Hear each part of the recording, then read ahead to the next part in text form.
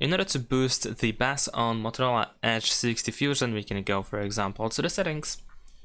Now over here we're gonna scroll down a little bit to choose sound and vibration, and then scroll all the way down in order to find Dolby Atmos. Over here we can go to the settings by tapping on the setting icon in the bottom left corner.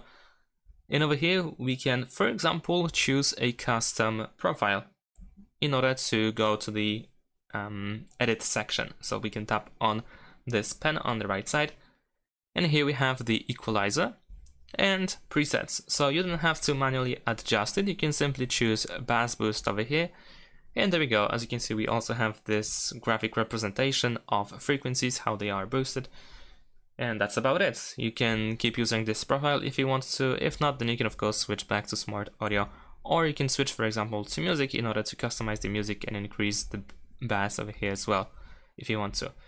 And that's about it. Thanks for watching, leave a like and subscribe to my channel, and see you in my next videos. Bye!